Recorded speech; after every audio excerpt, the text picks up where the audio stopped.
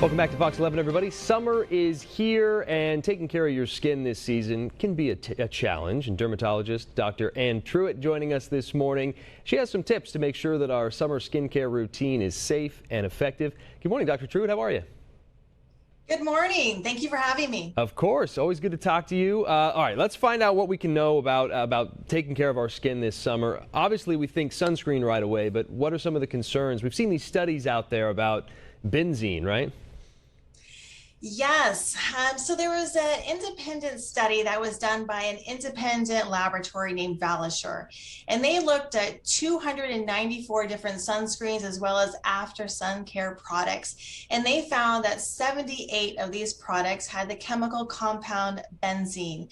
Now, it is important to note that this study has not been peer reviewed in the literature, and that benzene is a carcinogen and has been related to forming cancer, specifically blood cancers like leukemia. Now, it is important to note that benzene is not an ingredient in sunscreen. It is not a breakdown component of sunscreen. So that led scientists to believe that it was most likely a contaminant within the process of making the sunscreens. But then dermatologists and scientists started looking at the actual study and had some serious questions about the methodology of this study. They looked at the oral exposure of benzene, which sunscreen is topical. They also looked at a product called NDMA and used that as a comparison instead of benzene, which these two chemicals are very different and have different characteristics to it.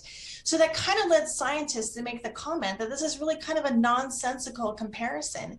But it's also important to note that benzene is in many different products. It's the building block of aspirin. It's also found in burning of wood and fossil fuels. So they kind of made the comparison of the absolute worst scenario, that a full body application of sunscreen might be comparable to the exposure of maybe half of a day that what you would breathe in of benzene during the day in the city. So the bottom line is that really the study, the jury is still out on this study, and that there's a lot more research that needs to be done.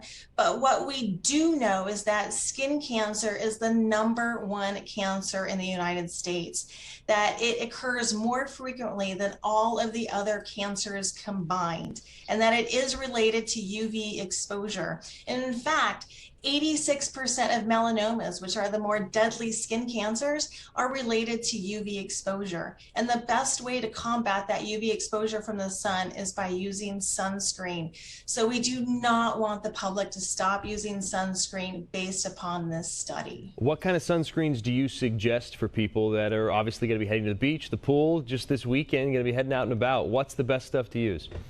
Yes, what I always recommend to my patients is that they use something that's going to be at least an SPF of 30 with at least 5% or higher of zinc oxide.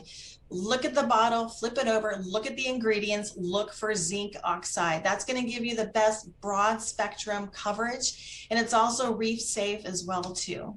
What about moisturizers? We think summer and taking care of our skin, staying moisturized and hydrated. What kind of things do we look for in a good moisturizer?